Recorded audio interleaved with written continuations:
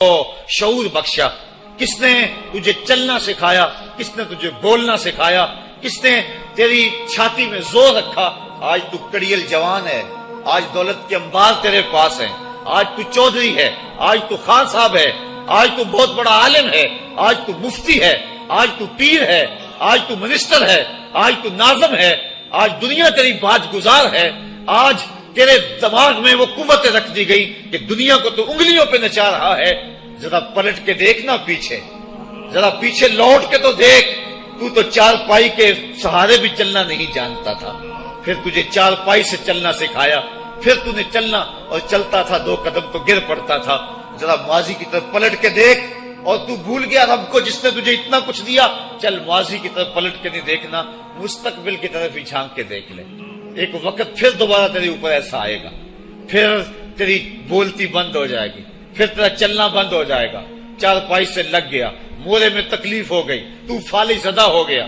سارے گھر والے 4 دن تو بڑی خدمت میں لگے رہے، لیکن انہیں اپنے کام بھی تو کرنے تھے، پھر آہستہ آہستہ تجھے اگنور کرنا شروع کر دیا۔ تو بھی اس بات کو سمجھنے لگا۔ پھر وہ وقت بھی آیا کہ تیری چار پائی کو اندر سے اٹھا کے برآمدے میں رکھ دیا کہ بابا کھانستا ہے، بچے ڈسٹرب ہوتے ہیں، جراثیم پھیلتے ہیں، اب نوکر تجھے روٹی دینے لگا۔ شام کو بیٹا آتا ہے، 2 لمحے کھڑا ہوتا ہے، پھر اپنے بیڈ روم میں چلا جاتا ہے، تو اس کی صورت کو ترستا رہتا ہے۔ آج تیری زندگی اجیرن بن گئی، پھر تیرے اوپر ایسے حملے بیماریوں کے ہوئے، ایسی تکلیفیں ہوئیں، بول و براز بھی اوپر، لوگ ناک پہ کپڑا رکھ کے تجھے اٹھاتے ہیں۔ اس وقت تو اپنی زندگی سے تنگ آ گیا، تو کہتا ہے ڈاکٹر کو لگا زہر کا ٹیکہ، مجھے موت آ جائے۔ بتا ہم تجھے موت بھی نہ دیتے تو کیا کرتا؟ ہم نے تجھے زندگی دی تھی، یہ ہمارا احسان، اور اب تمہیں موت اگر دیں گے تو یہ بھی ہمارا احسان ہے۔ اگر تو تڑپتا تھا، تیری زندگی جو ہے وہ اجیرن بن چکی تھی، سارے تجھ سے تنگ آ گئے تھے، تیرے بیٹے بھی کہتے دعا کرو اللہ بابے کو پردہ دے دے، سارے تیرے پردہ مانگ رہے تھے، اب بتا کہ ہم تجھے پردہ بھی نہ دیتے تو کیا کرتا؟ ثم اماتہ فاقبرہ، شکر کر ہم نے تجھے موت عطا کر دی، فاقبرہ، اور پھر اس کے بعد تجھے قبر دی۔ کتا بھی تو مرا تھا، گھسیٹ کے روڑی پہ ڈال دیا، بکری بھی تو مری تھی، گھسیٹ کے روڑی پہ ڈال دیا، تجھے بھی روڑی پہ ڈال دیا جاتا تو کیا تھا؟ لیکن کہا نا یہ میرا شاہکار ہے، پہلے سے غسل دو، بیری کے پتے بھی ڈال لینا، صفائی خوب ہو جائے، اس کو چٹے لباس کا کفن دو، اس کے سند سند پہ خوشبو ملو، اس کو سلگاؤ، خوشبوئیں سلگاؤ، اس کو خوبصورت چارپائی پہ ڈالو، اس کے اعضائے سجدہ پہ مشک ملو، اور اس کی جو ہے وہ چارپائی کے دائیں بائیں پھول رکھو، اور اب سارا زمانہ تیرا منہ دیکھنے آ رہا ہے، ذرا سوچ تیرا منہ دکھانے کے قابل ہے؟ اور پھر کہا اب اس کو اٹھاؤ، قبرستان میں لے چلو، زمانہ آ گیا، تو آج دولہا بنا ہوا ہے اور زمانہ تیری برات بنی ہوئی ہے، اور کہا کہ ایک آدمی نہ اٹھائیں، اس کا پروٹوکول ہے، اس کو 4 آدمی اٹھائیں، کندھا بھی بدلتے رہیں، کہا زیادہ تیز بھی نہ چلنا، میرے شاہکار کو کہیں جھٹکا نہ لگے، اور پھر تیرا پروٹوکول امام کعبہ بھی ہو تو وہ پیچھے ہے، تیری لاش آگے۔ تو نے ہمارے ساتھ کیا کیا، ہم نے تیرے ساتھ کیا سلوک کیا؟ یا ایھا الانسان ما غرک بربک الکریم، ہم نے کہا اس کے لیے چھوٹا سا گھر بنا دو، اور اس کے اندر پردے میں اس کو رکھ کے اوپر سے مٹی ڈال دو، اوپر پھول ڈال لو، اور پھر اتنی دیر تک کھڑے رہو جتنی دیر تک اونٹ کو ذبح کرتے ہیں، اس کی کھال ادھیڑتے ہیں، اس کا گوشت بناتے ہیں، پھر اس کو تقسیم کرتے ہیں، اور پھر آؤ تو دعائیں شروع کر دو، کبھی کل کی محفل سجا دو، کبھی 10ویں کی، کبھی چہلم کی۔ اے انسان، تیرے ساتھ جو کچھ ہوا لوگوں کی نظروں کے سامنے تجھے رسوا تو نہیں کیا میں نے؟ یا ایھا الانسان ما غرک بربک الکریم، ذرا پیچھے پلٹ کے دیکھ لے، نہیں تو آگے جھانک کے دیکھ لے، تجھے کبھی تو شرم آئے گی، تو کہاں بھٹک گیا، کہاں بہہ گیا۔ آ جا اس کریم رب کی طرف جو 70 ماؤں سے زیادہ پیار کرتا ہے۔ آنا تو نے ہے ہی، آج نہیں تو کل آئے گا، تو کل جو پھر کفن میں منہ چھپا چھپا کے آتا پھرے گا، آج کھلے منہ ہی آ جا۔ آج میری رحمتیں تیرا بڑھ بڑھ کے استقبال کر رہی ہیں۔ روبی بن حراش ایک بزرگ ہوئے اور تابعی ہیں، تابعی وہ تھا جس نے صحابی کو دیکھا ہو، ساری زندگی ان کے چہرے پہ مسکراہٹ نہیں آئی، وہ کہتے تھے کیا خبر میرا انجام کیا ہوگا۔ شیخ سعدی فرماتے ہیں جب تو دنیا پہ آیا تھا نا تو روتا تھا، یہ سارے ہنستے تھے. بچہ جب پیدا ہوتا ہے تو اور اس کا رونا اس کی زندگی کی دلیل ہے. جب تک بچہ چیختا نہیں سارے پریشان ہوتے ہیں، آواز نہیں آ رہی، پتہ نہیں زندہ ہے کہ جو ہے وہ گوشت کا لوتھڑا ہے. جب بچہ چیختا سارے خوش ہو جاتے ہیں، مبارکیں دیتے ہیں، مٹھائیاں بانٹتے ہیں. تو اس کا رونا اس کی زندگی پہ دلیل. شیخ سعدی فرماتے جب تو آیا تھا تو روتا تھا، یہ ہنستے تھے. ایسے زندگی گزار تو ہنستا ہوا جائے، یہ روتے رہ جائے. یہ نہ ہو کہ روتا آیا تھا روتا ہی جانا پڑے تجھے. روبی بن حراش ساری زندگی نہیں مسکرائے. فرماتے تھے کیا خبر میرا انجام کیا ہوگا. وقت بیتتا گیا، آخر میں فوت ہو گئے. ان کا بھائی ربی بن حراش غسال کو بلا لایا کہ میرے بھائی کو غسل دو. غسال جب غسل دینے کے لیے داخل ہوا تو فوراً باہر پلٹ آیا. ربی پوچھنے لگا کیا ہوا ہے. کہا یار تیرا بھائی بڑا عجیب ہے. کہا ہوا کیا ہے. کہا نحنو نغتسلہ وہو یتبسم، ہم اسے غسل دیتے ہیں وہ آگے سے مسکراتا ہے. کہا اس نے قسم کھائی تھی جب تک اپنا اچھا انجام نہیں دیکھوں گا نہیں مسکراؤں گا. اس کو امام ابو نعیم نے حلیہ میں لکھا، روز الانف کے اندر امام سہیلی نے لکھا، قاضی ایاز مالک اندلسی نے شفا میں لکھا، اور اسی کو امام جلال الدین سیوطی علیہ رحمہ نے جو ہے وہ الخصائص الکبریٰ میں لکھا. کہا یا تیرا بھائی بڑا عجیب ہے، ہم اسے غسل دیتے ہیں وہ آگے سے مسکراتا ہے. تو اس نے قسم کھائی تھی جب تک اچھا انجام نہیں دیکھوں گا نہیں مسکراؤں گا. آج اس نے اپنا اچھا انجام دیکھ لیا تبھی تو مسکرا رہا ہے. 12 لوگوں کے 2 گروہ بن گئے. ایک کہنے لگے کہ یار یہ ویسے گڑی ہوئی بات ہے، بلا کوئی بندہ مرنے کے بعد بھی مسکرا سکتا ہے. ایک گروہ کہتا ہے یار بندہ بڑا اچھا تھا، ہو سکتا ہے کہ مرنے کے بعد مسکرایا ہو. زندگی تو اس نے دکھ سے گزاری لیکن بعد میں تو سکھ ملا ہوگا. اتنے میں انہیں غسل دے دیا گیا اور لوگ اکٹھے ہو کے ان کے گھر آ گئے. انہیں کفن دے کے پٹڑے پہ ڈال دیا گیا. ربی بن حراش نے جب لوگ باتیں کر رہے تھے، کوئی کہہ رہا تھا صحیح ہے کوئی کہتا ہے غلط تھا، تو اس نے کفن سے ہاتھ باہر نکالا اور لوگوں کو کہا السلام علیکم. لوگوں نے کہا وعلیکم السلام اتتکلم بعد الموت. عجیب بات ہے، مرنے کے بعد باتیں کر رہے ہو. قال نعم اتکلم بعد الموت. کہا ہاں ہاں میں مرنے کے بعد ہی باتیں کر رہا ہوں. عرش فرش تے بانگا ملیاں تے مکے پہ گیا شور، بلے شاہ سا مرنا نہیں تے گور پہ آ کوئی ہور. فَلَنُحْيِيَنَّهُ حَيَاتًا طَيِّبَةً، ان کو حیات طیبہ بخش دی جاتی ہے جو اللہ کے نام پہ اپنی زندگی گزار دیتے ہیں. میرا رب کہتا ہے کہ میں ان کو مرنے نہیں دیتا، ان کو ستھری اور پاکیزہ زندگی دیتا ہوں. اور اقبال کہتا ہے فطرت ہستی شہید آرزو رہتی نہ ہو، خوب تر پیکر کی اس کو جستجو رہتی نہ ہو. موت کو سمجھا ہے غافل اختتام زندگی، یہ ہے شام زندگی صبح دوام زندگی. تو کہا ہاں ہاں مرنے کے بعد باتیں کروں. لوگوں نے کہا بتا پھر تیرے رب نے تیرے ساتھ سلوک کیا کیا.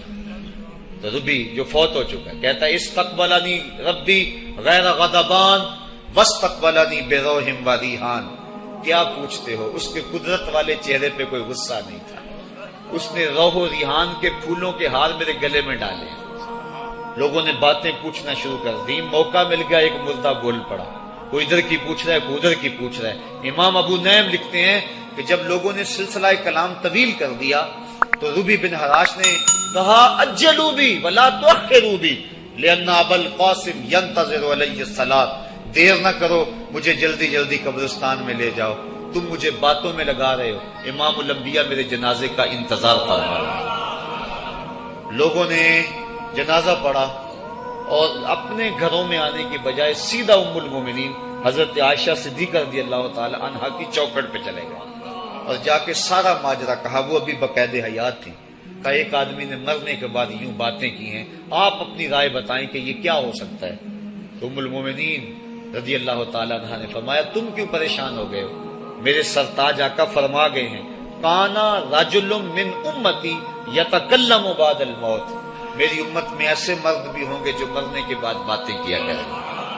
تو وہ لوگ جنہوں نے اپنی زندگی اللہ کے نام لگا دی اور اس کے ذکر کے نام لگا دی، وہ مرنے کے بعد بھی ابدی اور سرمدی زندگی پاتے ہیں. اور جو لوگ اللہ سے بے بہرہ ہیں، اس کی خشیت سے جن کا سینہ خالی ہے اور دین کا چراغاں جن کے سینے میں نہیں ہے، وہ چلتے پھرتے بھی مردہ ہیں. ان کے سینے میں دھڑکتا ہوا دل تو ہے لیکن تمانیت کا نور اس میں نہیں رکھتے ہیں. وہ دھرتی کے اوپر چلتے تو ہیں لیکن دھرتی کا بوجھ ہیں، لیکن یہ لوگ وہ دھرتی کی چھاتی میں ہیں لیکن دھرتی کا وقار ہے۔ ان کی قبروں سے بھی زندگی پھوٹ رہی ہے اور ضیائیں پھوٹ رہی ہیں۔ میں جب بھی کبھی لاہور گیا ہوں تو ایک منظر مجھے اپنی طرف کھینچتا ہے، جب میں دریائے راوی کے اس پار ہوتا ہوں تو میں ایک قبر دیکھتا ہوں جس پہ حسرتیں برس رہی ہیں۔ وہ بر صغیر کا مطلق العنان حکمران، جس کی کے اشارہ ابرو سے ہندوستان کی تقدیر بدلتی تھی، آج چند تاش کھیلنے والی ٹولیاں اس کی قبر پر بیٹھی ہیں۔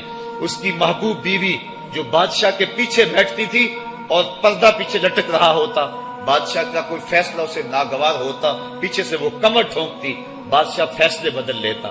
جس کے اشارہ ابرو سے ہندوستان کی تقدیر کے فیصلے تبدیل ہوتے تھے، اس کی قبر بھی ساتھ ہی اندھیرے میں ہے۔ اور اس کی بیٹی کی قبر کے اوپر زیب النساء کے مقبرے پہ لکھا ہے، بر مزار ماں غریباں، نہ چراغے نہ گلے، نہ پرے پروانہ سوزد، نہ صدائے بلبلے۔ ہم غریبوں کی قبر پہ کون چراغ جلانے آئے گا، کون پھول ڈالنے آئے گا؟ نہ کوئی بلبل گیت گانے آئے گی اور نہ کوئی پروانہ پر جلانے آئے گا۔ یہ وہ جو مطلق العنان تھے، یہ ان کی قبر کی کہانی سنائی۔ اور جب میں دریائے راوی کا کنارہ پار کرتا ہوں تو ایک لوح مزار وہ بھی ہے جہاں جلی حروف میں لکھا ہے، گنج بخشے فیض عالم، مظہر نور خدا، ناک سارا پیر کامل، کامراں را رہنما۔ جب زندگی ایک طرح کی نہیں ہوتی تو پھر موت بھی ایک طرح کی نہیں ہوتی۔ جب دنیا پہ رہنے والے لوگ ایک طرح سے زندگی نہیں گزارتے تو ان کی برزخ بھی ایک طرح کی نہیں ہوتی۔ تو یہ ہیں وہ لوگ جن کی قبروں پہ آج بھی چراغاں ہیں، جن کے نام کا آج بھی تنتنا ہے۔ 1000 سال گزر گئے، ان کی نسبی اولاد تو کوئی نہیں ہے، انہوں نے شادی بھی نہیں کی تھی، لیکن اس کے باوجود دن کو چلے جاؤ، کڑکتی دوپہر کو چلے جاؤ، برستی بارش میں چلے جاؤ، لمبی رات کی تنہائی میں چلے جاؤ، موسم کی کسی بھی شدت میں چلے جاؤ، حکومتوں کے بدلتے ہوئے ماحول، مارشل لاؤ کی کیفیتیں، جس دور جس حالت میں مرضی جاؤ، آپ کو وہاں میلہ نظر آئے گا، وہاں ہجوم عاشقہ نظر آئے گا۔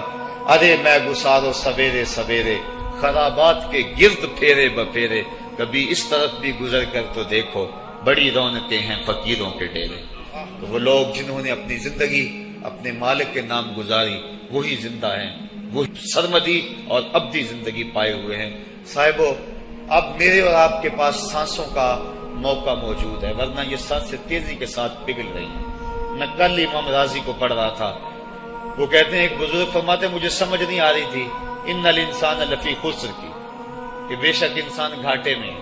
تو میں سوچ رہا تھا کیسے گھاٹے میں ہے، تو کہا کہ مجھے سمجھ اس طرح آئی کہ میں بازار گیا، میں نے ایک شخص کو دیکھا جو پھٹے پہ برف رکھ کے بیچ رہا تھا، اور آواز کیا لگا رہا تھا، ارحمو ارحمو من یذوب راس مالہ، اور رحم کرو اس بندے پہ، اگر تم نے تھوڑی بھی دیر لگا دی اور میرے سے سودا نہ خریدا تو میرا جو راس المال ہے میرا وہ بھی لٹ جائے گا، کیونکہ برف تو میری پگھلی جا رہی ہے، اور اگر تم نے خرید لی میری برف تو میرے پیسے کھڑے ہو جائیں گے، اور اگر تم نے میری برف خریدنے میں دیر کر دی تو جو میں نے پیسے لگائے ہیں میرے وہ بھی پورے نہیں ہوں گے۔ تو وہ کہہ رہا تھا ارحمو من یذوب راس مالہ، وہ کہتے مجھے ان الانسان لفی خسر کی سمجھ نہیں آ رہی تھی، اس کے اس جملے کو سن کے سمجھ آ گئی کہ انسان جلدی جلدی اپنی سانسوں کو گوا رہا ہے، اسے چاہیے کہ جلدی جلدی ان سانسوں سے کام لے لے، ورنہ یہ سانسوں کی برف پگھل جائے گی اور اس کی یہ پونجی بھی برباد ہو جائے گی۔ تو صاحبو، میں اور آپ لمحہ لمحہ موت کے قریب ہو رہے ہیں، لمحہ لمحہ موت کے قریب ہو رہے ہیں۔ آج میں دوپہر کو بیٹھا تھا تو وہ ایک شخص آ کے میاں صاحب کا شعر پڑھنے لگا، دیگر تے دن گیا محمد اوڑک نو ڈب جانا۔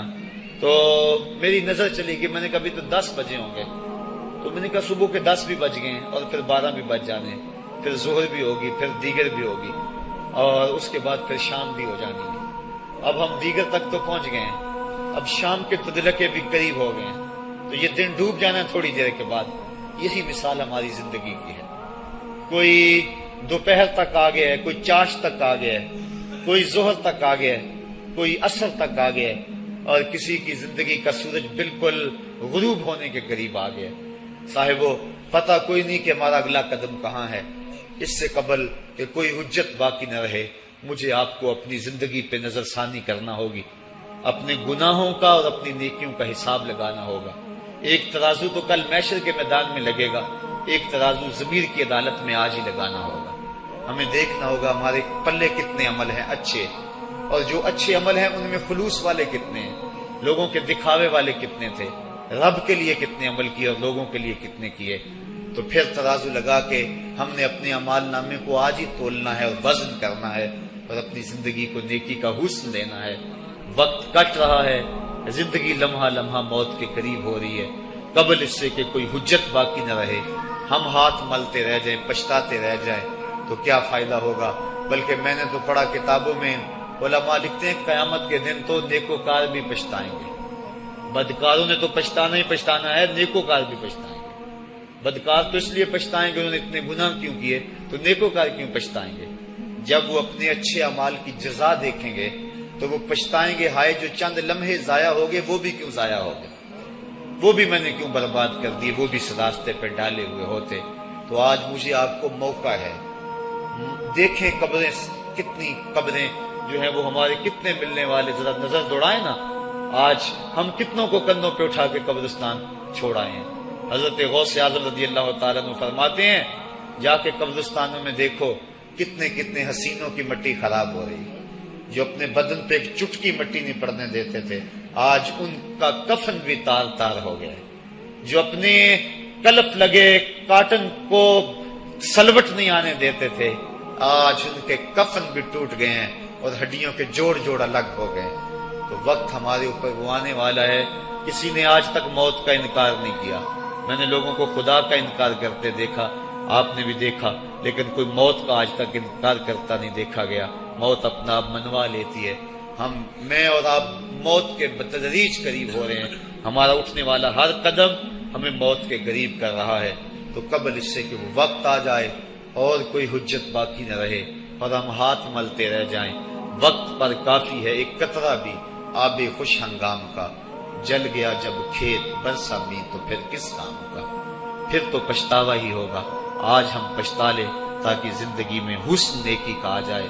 یہ میری آپ سے درد مندانہ اپیل ہے، گزارش ہے، اور میری آپ سے التماس ہے کہ یہ تھوڑی سی زندگی اللہ نے جو مجھے اور آپ کو ودیت کی ہے، یہ بڑا تھوڑا سا عرصہ ہے، تھوڑا سا موقع ہے۔ یہ دنیا بوائی کا موسم ہے، آخرت کٹائی کا موسم ہے۔